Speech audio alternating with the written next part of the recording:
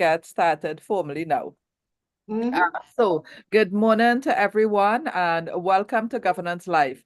This is a series that we have started this year leading up to Governance Week 2024. We have done Governance Live in the past as part of our marketing strategy for Governance Week, which of course is our signature event.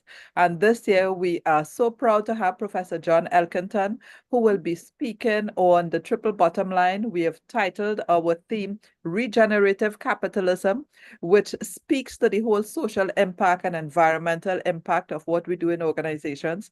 And ultimately, what we are aiming for, our sub-team, is promoting exceptional governance for small states.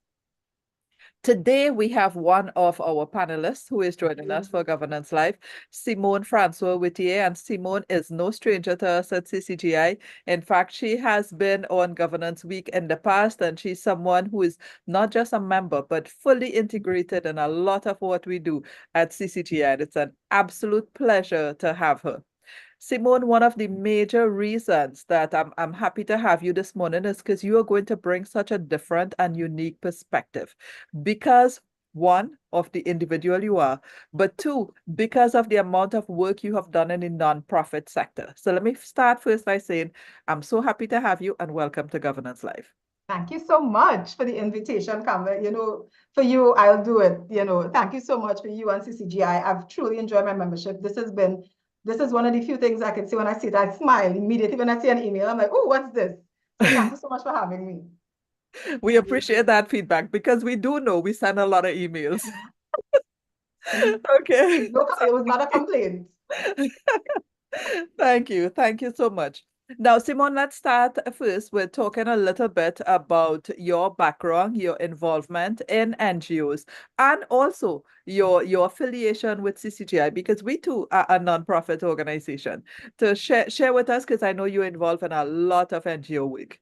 Yeah, I was reflecting on that the other day too, after you all asked me, and I said to myself, when did this NGO thing really start for me? And if I'm honest, I've been working, in Trinidad, if you grow up in I'm from South, I have to say that all the time, but growing up in church, my parish was particularly active, and my parish priest was Clyde Harvey. And he had, his perspective was young people have to be engaged. So it wasn't just going to church and joining the group. We actually had work. I was on the youth commission, the family life commission. I did family life training. Like I had been engaged since I was like 15 or 16 in that kind of actively working on policies, on documents. I was the secretary for the committee at 16, So that's how my life in NGO work, not just charity work or religious work, but actual NGO work, non-governmental, like the civil society. When I went to university, I was active in different, organizations. I was active on the hall, so it started like that, and I've always done it. So now as an adult and a mom, I was on the board. I'm supposed to still be on the board of the Scouts Association of Trinidad and Tobago, not as active as I was a couple of years ago, as I was explaining to you before, family commitments. And of course, I'm also a member of CCGI, but I'm also on the board of AFETT. I'm very actively engaged with AFETT because I'm the incoming president and I take office on the 20th of this month. So governance, thanks. So governance has been something that's been part of my life, NGO work. And I even worked with the Archdiocese, the Roman Catholic Archdiocese for a while with the migrant ministry. I worked in HIV AIDS because my master's is in HIV AIDS policy. So I've always had that proclivity. I always gravitated towards NGO work, non-state work, even though I worked for the government for well over a dozen years. But I've always kind of, I always felt more comfortable dealing directly with the people and serving in that capacity. So it's in a synopsis. Very nice. Very nice. Well, what I find really admirable about you, Simone, is apart from the fact that you have been engaged since age 15 in the sector, you never took for granted the knowledge and information that is required. And I recall our first conversation when you called us at CCGI to find out about our training programs and specifically the certificate in corporate governance. You were calling at the time as part of the Scout Association, and there were plans about whether Scouts itself would come and receive some of the training. And so, but you took the bull by the horns and said, I am not waiting. This is important. I need to learn and understand a lot more about governance. And so I'm going to come in myself and be trained and become engaged. Yeah. And it's not something that we see happening with NGOs in particular.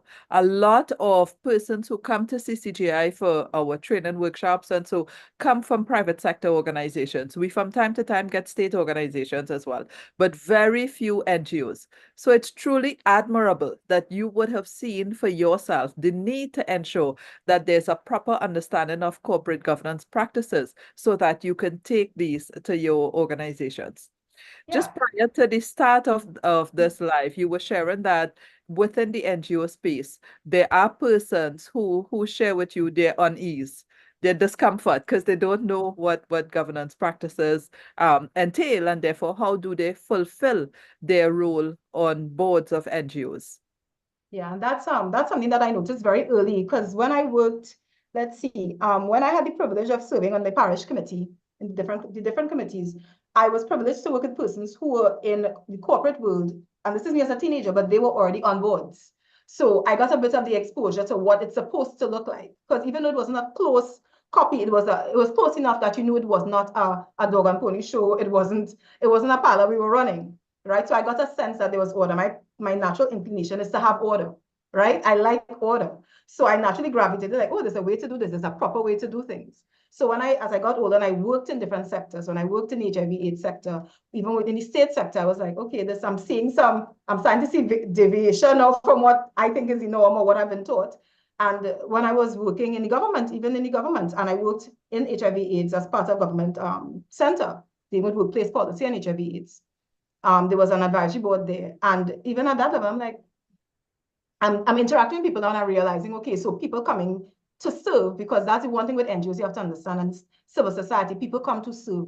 They want to give of themselves. They want to help. They see a situation. They want to have impact, positive impact. I've never met anybody who came to an NGO who wanted to make a bad impact. All right. But sometimes people don't have these skills. Yes. They don't have the knowledge. And unfortunately, some of my colleagues don't know that they don't know. So if you come into a situation where you were taught the wrong thing, that's what you're going to do because you don't know that there's a different way. So I always want to learn. I always approach things I don't know. Tell me more.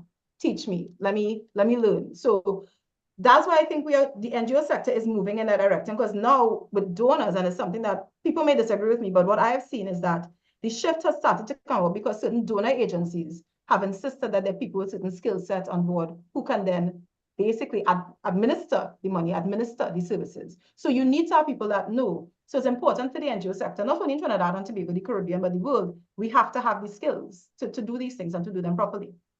Yes. Well, I'm so happy to hear that you've met persons whose focus has been for a positive contribution in the NGO sector. Let us also acknowledge there are, from time to time, persons who come in, may not be with bad intention, but it may be an intention simply to enhance their image, and not Yeah. Oh, necessarily there's a to dark side to it too. contribution. That's the funny thing, because even the ones who come into image enhance, in their minds, they're thinking that they're doing something positive, and I always giggle to myself because, hindsight is 2020, but I always tell people there are four sides to every story. There's my side, there's your side, the observer, and then there's the actual truth. And sometimes people come, they want to line their pockets too. Yeah. They want to Yes. have a good impact, they want to have a good image, but they also want to get something out of the kitty as well. So I think everybody's aware of that in the Caribbean and the world. But for me, there's always supposed to be a mechanism to guard against people who come in to do that. And that's where governance comes in. There's supposed to be a gatekeeper. There's supposed to be a check and a balance. So if you don't do it, the system itself is supposed to course correct to keep you in check. There's supposed to be rules, policies, Absolutely correct. regulations, Yes. So that's where governance comes in. That's where the training comes in. So yeah, definitely. Yes. Okay. So as we talk about governance now of NGOs, Mhm. what is particularly challenging, I think, is for persons to understand when we talk about the difference between governance and management. It's very easy to differentiate it when you look at the private sector and the state sector and firms. But when it comes to NGOs, the Mm. majority of us who volunteer on boards of nonprofit organizations, we actually do the work. Yeah. We become the management team that is also executed. And therefore, that sometimes creates the challenge where governance falls by the wayside because everyone is so focused on executing the management side of things. So true. Yes, and this underscores the importance, therefore, of us understanding what governance is. So when you sit in the boardroom together as an NGO, understanding your responsibility for oversight of the organization and responding to and being accountable to your stakeholders will take an entirely different perspective if it's done right. And that's the thing, I totally agree with you because it's something that I've noted as well. Because there's never a clear distinction, at least in some of the instances I've been exposed to, at least not enough of a distinction between operational things and policy things or governance issues. So the board is supposed to have, in most instances, a policy. Basically, you have the constitution of an NGO, there's a constitution, not bylaws, there's a constitution in most instances. You have the constitution, and then the board's job is to basically uphold that constitution and guide the organization along the path to the achievement of its goals, its mission, its vision, to serve whatever, whatever constituents it has to serve, etc.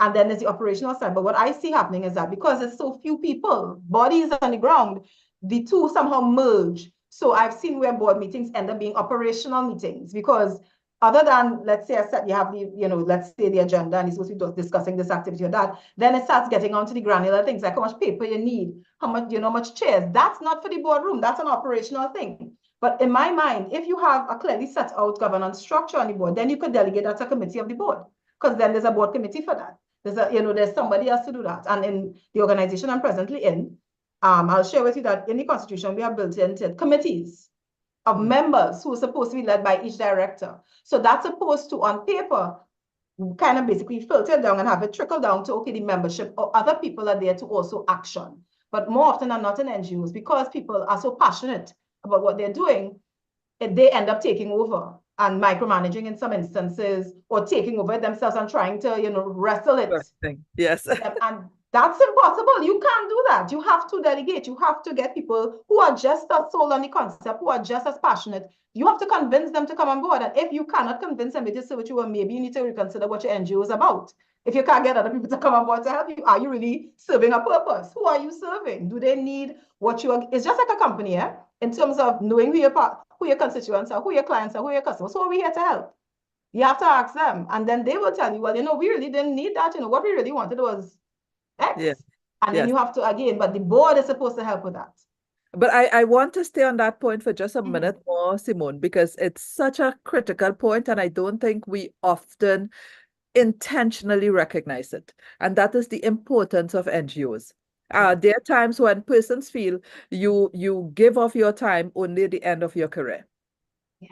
But the truth is, our world requires NGOs to be able to seek particular interests. There are so many gaps in society that impacts the well-being of lives of others that you cannot expect big business to undertake on their own. And you cannot expect government either to undertake on their own, as much as government will have a whole milieu of social programs and different activities, but there will always be gaps, particularly within communities and certain sector groups. And therefore, I encourage everyone, be involved be like Simone.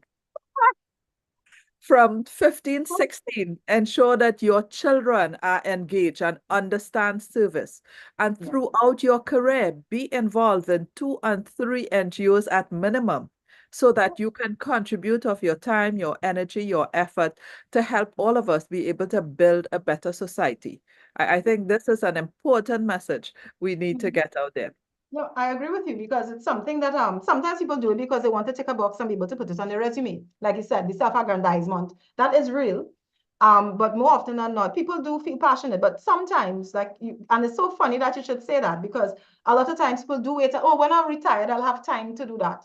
And I'm respectfully saying, by the time you're retired, I do know that an NGO is what you have in mind. You may want to go and really retire if you are fortunate to have grandchildren, or you want to go mind grandchildren, plant garden, whatever. You may not necessarily be looking at serving in an NGO on a national level or even a community level, because you may have other things in mind.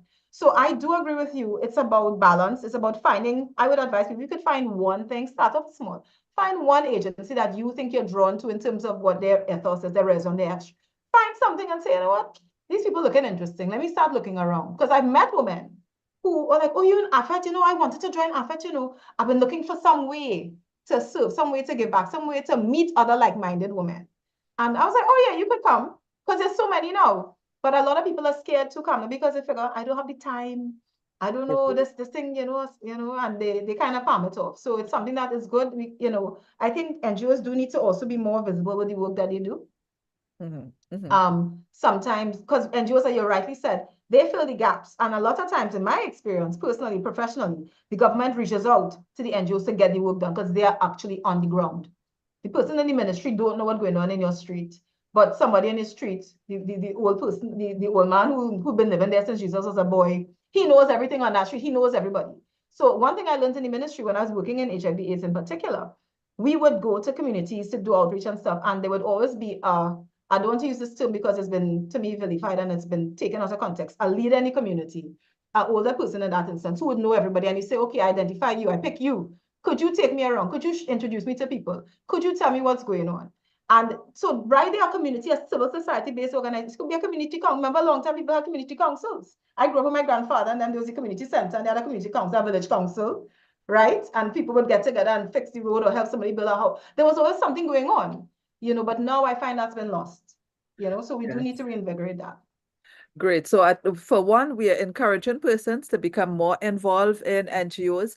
That's Choose right. an NGO that aligned with your values so that you could feel a sense of passion and purpose. So it doesn't become work. It doesn't become No, it's tired of fun. the day and now you can't do it. Because as Simone also mentioned, there's so many other benefits. There's the networking. There's the opportunity to be able to connect with others who can help you in your journey as well. So very important areas. Now, Simone, I want us to come back to the issue of the governance practices in NGOs now. And I like the model you have described for AFETT, that there are now committees for each of the areas that's going to help ensure that the operationalizing of the NGO does not overtake board concerns. So there's a nice structure. Now, different NGOs do it differently. I'm part of PMI FCC, the Southern Caribbean chapter. Each of us who are board members have a particular portfolio. And then within that portfolio, different board members may have a team of persons who help them to execute on their policy. So that's one way. I see Matt has, to me, a really excellent model as well. And theirs is pretty similar to what you have described in terms of having different committees. But I think those committees are also led similarly to how PMI-SCC is structured. There is a board member responsible for each that's of. the same thing in AFETT. There's a director who is leading each committee, yeah? So I might not have stressed that. Yeah, there is a director so that there's always that connectivity. And I should add, Kamla, the president of Pavel was a former president of AFETT. So oh, nice. Good. we have a lot of members who straddle the two organizations. Lara as well, former president. Right. And I would share for me personally too, having been a member of PMI-SCC, which is an NGO and a membership organization, as a volunteer understanding the organization, it gave me a lot of insights when I was asked to be CEO of CCGI. How do you build a membership organization? How do you work in this nonprofit sector to ensure that you build professionalism within the society? And because I'd been exposed to it in the past, it made my job so much easier. And in fact, this is not a job to me. I love doing it. We can tell the enthusiasm. Yes, yeah. So that is where you will find a lot of your volunteerism leads to enhance even your career and quality of life. But if we go back now to how do we ensure that the governance structure is properly done so that you get those long-term benefits? Because it's, as you say, once persons are passionate, they come in, they want to use their energies effectively. I have found people relationships are among the most challenging. Almost every group, you're going to find persons with personal agendas, vested interests that's going to derail a lot of the objectives of the organizations. And I think NGOs are particularly Vulnerable. acceptable, yes, Mhm. because it's volunteers. They come in because they want to, Yeah, they're not necessarily um checked vetted. for, yes, and so Yeah. therefore ensuring there is proper training and understanding what is governance and how do you build a foundation that's strong enough to allow it to go past you. I think AFETT is a good example in that respect. As you say, you've had two very strong women who were past presidents and who therefore would have helped build something that is continuing to be attractive to a lot of persons. And I'm sure you, moving into that role as president now, that you would be taking it even further to I hope so. ensure, but tell us a little bit about AFET as well, Okay. because there may be women listening here now who We're could benefit interested. from being part of that organization. Well, AFETT is actually 22 years old this year, if I'm not mistaken. So we've been around for quite some time. So I think 2 years ago, we had our 20th anniversary celebrations. We had a big soup up. But the question you asked, I go back to first the structure. What can we do to ensure that governance? I think it starts with the constitution, but it also comes from training. So you have to have people who know to actually frame it, because I sometimes in my professional work, I help people set up NGOs, set up NPOs. And it's amazing how people don't even understand what the Constitution is. So it's basic education, because they come in with the passion, but they don't have the knowledge. Right. Let So me I will, yeah. one second there to say that Simone is an attorney at law. Oh, Who may not right. be Because I aware. always forget to tell people that, I always, Yes. I'm like, what is she talking about? Yes. So I will start with the Constitution, and I say the foundation. So we have a pretty good Constitution. It is always open to review. So just last year, we had a review where we actually had to do an amendment to it, because, it's always a work in progress. But we also had to make sure we had competent people on the board who were able to do that. So because we too are a membership organization, persons have to be very deliberate. So I want to say, a very clear membership criteria. We do have a there's vetting, but there's not vetting at the same time. Like you said, you have to pay to be here, right? So people come in, they want to join, they've made the criteria, there may be a vetting process to make sure, this person really wants to be here, because it's a provisional membership process and all of that. And then when they come in, but to even start there, you have to have a good foundation. So it meant that we had to have people who knew what they were doing to set up the Constitution in the first place. So the first thing is to attract people that know, or to get help from somebody that knows, right? There are lots of people, professionals, who are willing to give up their time to an NGO at no charge to help them do something like that, because it's meaningful work.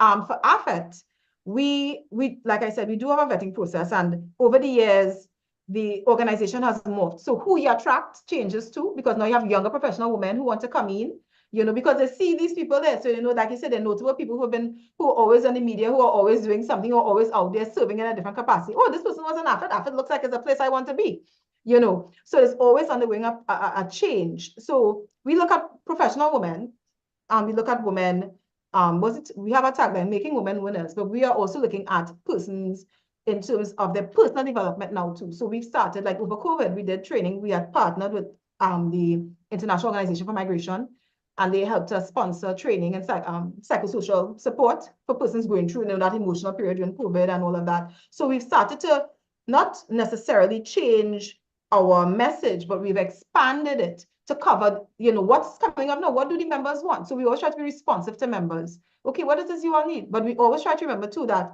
we have a unique value proposition. What is AFET about? We do not give food to the poor. That's evincing the poor. We don't give. So we do clothing. We do a clothing drive called Soup Me Up. Every year is a big deal. Everybody comes to Soup Me Up, and people get clothing used, gently used, sometimes brand new clothes with tags, and then people donate clothes. We sell them to people at very reduced cost, so that they can have some clothes to go to work, to help them with their image and job interviews, etc. So we do a lot of work like that, but we are really focused on helping our members develop. So my interest is governance, right? So for me, coming onto the board now as the president, and our structure is very interesting in that you have the incoming president sitting on a board, and then when that board changes, the incoming president becomes the president. So there's always a process of succession planning. So there's always somebody there who stays. So there's always that institutional memory. So for us, my board may be more interested in doing things like governance training. We may be looking at starting to do more training or workshops for persons. We want to do more developmental things in terms of professional training because we do a lot of research. So for me, we do surveys. We send out surveys and say, okay, what do you guys want? So NGOs have to be responsive, like I say. AFETT is responsive. Okay, we send out a survey. Could you all tell us what you all want us to do with you all this term? Like, what are you all interested in? What do you all want? How have we been doing so far? Get feedback. So then we always do it. We always change. We adapt. But we also know that nothing is set in stone. So one day AFETT may no longer be relevant, right? Do you continue chugging along on the same path, or do you pivot? Do you do something else? So we are always open to change. I think it's about adaptability too for us. You know, we are very adaptable. And I have been very focused with the board that I'm going to be serving with to be looking at diversity and inclusion as well. It's something that we always speak about because it is a female organization, right? But because it's always been in Port of Spain, as a Saudi, people complain, oh, this thing in Port of Spain, who coming out to meetings? So I've been very deliberate. And even on the past boards, we started to get persons to serve on the board who are from Tobago. So I have 3 members who are from Tobago on my board. I have people from South. I'm from South, but I live in town. There are people from the East, you know, looking at ages too. So now we have younger women on the board now because before it was all about 40 something, right? I'm like, you know, but we're in an echo chamber. We all listen to the same music. What is it? You know, so on my board, we have younger women, right? In the 20s and 30s. Because I wanted to make sure that we had that mix so that we could basically speak to the needs of all professional women. Because you have women in their 20s and 30s who are executives, who are in positions of responsibility in agencies. So that's, you know, but we love it. We have fun because to me, it's a sisterhood. And I tell them, I say, I don't do anything I do enjoy. So like I enjoy, like I said, when I see a CCGI email, I smile. When you call me, I answer, right? Because I enjoy it. And it's the same with AFETT. I don't do things I don't enjoy. So I enjoy being a part of AFETT because we get to work together, to do different things, to experience, to do training. We have activities, we serve, you know, so it's fun. But you're also looking at it to develop yourself. And the system has built into it a check so that persons who come there for self-aggrandizement don't last very long. Because the system doesn't facilitate it. So you see either normally they live on their own. You know, they're just kind of Especially when they realize there's work involved. No, there's lots of work. You know, there's lots of work in AFETT. So I'm trying. Let me don't discourage anybody. It's Yes. fun work. It's fun work. That's right. You know, so I hope I answered your question. Yes, you did very much. And it's amazing how the time has flown, Simone. Oh my gosh. Every time we talk, yes. Yes, but that's what happens when you are having fun, when you enjoy what you do. And Yep. I think we have learned so much in listening to you this morning. And if there's anyone who hasn't been convinced that they need to ensure they're part of an NGO, they should be now.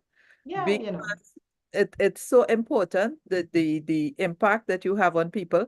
And now you also have a sense from Simone as to the importance of your governance structure to ensure that you have the right people in place. And I love what you have shared too in terms of that focus on DEI. And because even among women, we are not all equal. No. You No. do need to ensure that there's a diversity of view and perspective Yeah. so that we are relevant to the stakeholders that we are hoping we are That's right. serving. So people can see themselves reflected in you. It can't just be that it's the same person's like a carbon copy, then what's the point?